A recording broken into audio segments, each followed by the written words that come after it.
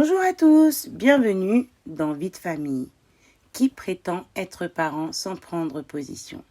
Une journée de confinement.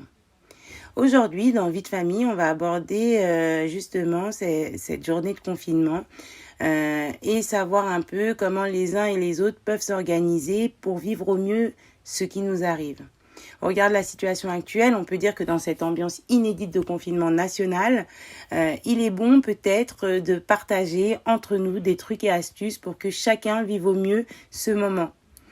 Dans Vie de famille, quelques astuces vont vous être proposées au fur et à mesure du podcast afin que chacun puisse les adapter ou pas, ou réajuster, ou peut-être que ça va donner des idées aux uns et aux autres.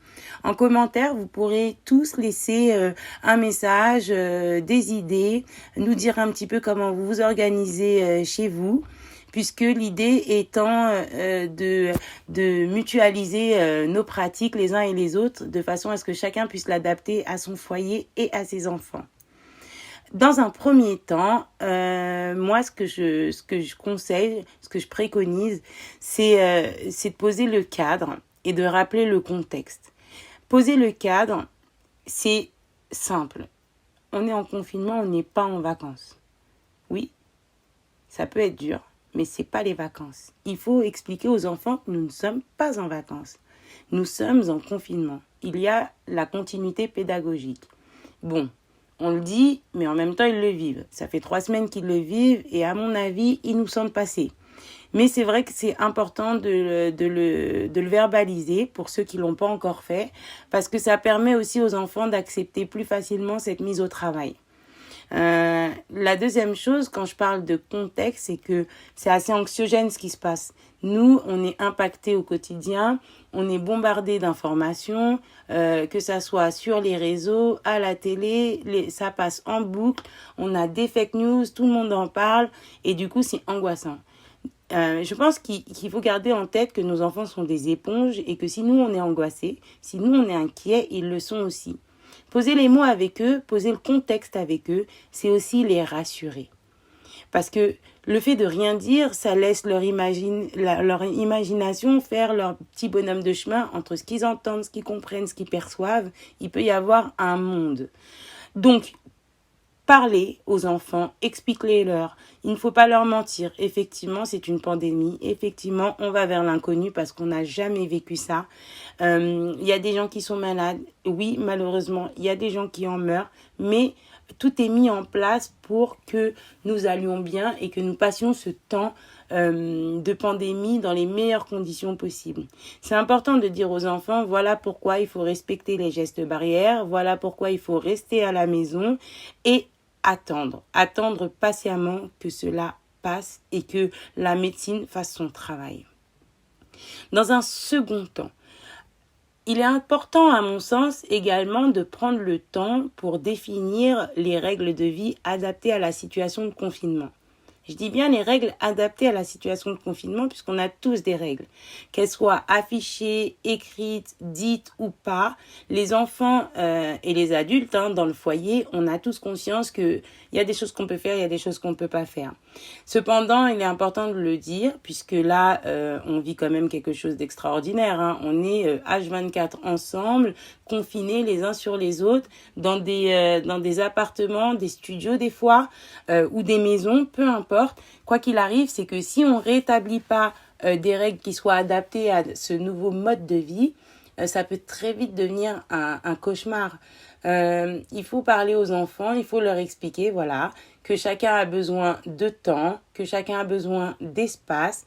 Et du coup, c'est bien aussi de matérialiser ce qu'on dit par des exemples concrets. Tu vois, chérie, quand tu es en train de jouer et que ton petit frère danse ou tourne autour de toi sans arrêt et que tu t'énerves, c'est parce qu'à un moment donné, ça t'étouffe.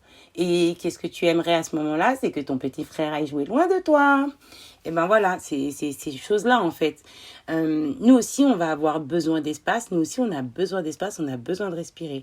Alors, être parent, c'est pas être un super-héros. On a aussi besoin de briquer. Des fois, va jouer ailleurs. Donc prendre le temps de définir les règles ou de les redéfinir avec les enfants, en tout cas de les adapter à cette situation, c'est primordial à mon sens. Un troisième point que j'aimerais aborder avec vous, c'est vrai que on parle de planning. Là, ça fait 3 semaines qu'on est dedans, donc je pense que chacun a pris conscience que les plannings c'est beau. Entre nos objectifs, notre perception et la réalité, il y a un monde. Pour autant, il faut quand même garder en tête cette idée de planifier et d'organiser avec les enfants les journées à venir. Je pense que c'est important pour plusieurs choses. Déjà, le fait d'avoir une vision de ce qui va se passer, une visibilité, une vision de ce qui va se passer le lendemain, c'est rassurant. Et en plus, quand on va leur demander de se mettre au travail, parce que il y en a pour des heures, n'est-ce pas? Ils vont mieux l'accepter parce que c'est planifié. Ils le savent. Ils savent que de telle heure à telle heure, ou en tout cas dans un moment de la journée, il va y avoir ça, ça et ça. Ils savent aussi qu'ils vont avoir des temps pour eux. Ils savent. Et du coup, ça permet d'être moins conflictuel à la maison parce que chacun sait qu'il aura un moment qui lui sera dédié, mais qu'il y a aussi des moments où ils pourront faire ce qu'ils veulent, jouer, et qu'il y aura aussi des temps en famille, plein de choses en fait. Chacun fera un petit peu à sa sauce chez soi, mais en tout cas, le fait de planifier et d'organiser avec les enfants les journées à venir, c'est rassurant. Et même pour nous, ça nous permet aussi d'avoir une vision sur la journée du lendemain. Voilà, j'ai ça à faire. De nous organiser, c'est pas mal.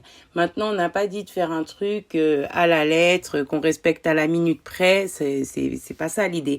C'est juste d'avoir une projection de ce qui va se faire le lendemain ou sur les jours à venir. Et puis la dernière chose que moi j'aimerais partager avec vous avant de vous laisser, c'est de pas hésiter à profiter les uns des autres en fait. Profiter de façon inconditionnelle de ces moments de partage en famille. C'est vraiment un cadeau. On passe notre temps à dire qu'on n'a pas le temps. On passe notre temps à réclamer plus de temps. Et aujourd'hui, la seule chose qu'on nous demande, c'est de rester chez nous avec nos familles. Restez chez vous avec vos familles, c'est bien. Profiter, c'est encore mieux. Et quand toutes les conditions sont réunies pour que ce moment de confinement soit un pur moment de plaisir, eh ben, il n'y a pas à s'en priver. Profiter de ce cadeau, un cadeau émotionnel, un cadeau affectif. Personne n'aurait pensé vivre ça, parce que les vacances, c'est encore autre chose. On est en vacances, certes, mais on a le droit de sortir, on peut aller se détendre, on peut se promener, on peut recevoir de la famille, mais là, on est à huis clos. Donc, profitez de ces moments. Si vous arrivez à trouver un équilibre, moi, je pense vraiment que ce qui nous arrive là, c'est vraiment pour le coup un mal pour un bien, parce que tout est à faire, tout est à prendre. On voit nos enfants grandir, on a la santé, la plupart d'entre nous. Ceux qui sont malades vont guérir, c'est tout le mal qu'on leur souhaite. Ceux qui ne s'en sortiront pas, malheureusement, on peut pas lutter. On peut pas lutter. Par contre, ce qu'on peut faire, c'est profiter de chaque instant qui nous est donné et arrêter de se prendre la tête, arrêter de culpabiliser. On est tous dans la même galère. On a beau exposer les bons côtés des choses sur les réseaux, mettre en avant tout ce qu'on fait de bien, on vit tous la même galère. Alors, on la vit pas de la même façon, certes. On n'est pas organisé des mêmes façons, certes. Mais au final, tôt ou tard, on l'aura ce moment où ça va pas comme on veut. Mais c'est pas grave. Ça peut aussi merder. Hein. C'est pas la fin du monde. Ça ira mieux demain. Aujourd'hui, c'est un jour sans. Demain, ça sera mieux. Mais en tout cas, profitez. N'hésitez pas à vous abonner. N'hésitez pas à liker et à diffuser autour de vous. Comme je dis, voilà, ce concept de parentalité au pluriel, c'est de partager pour que chacun d'entre nous puisse profiter de ce moment avec ses enfants, que chacun d'entre nous puisse se questionner, se réajuster. Et si on peut aider un ami, un proche, un membre de notre famille, un voisin, juste en diffusant un message qui peut rassurer, franchement, faites-le. Une personne, plus une personne, plus une personne, ça peut changer les mentalités. À bientôt et n'oubliez pas, qui prétend être parent sans prendre position. Ciao!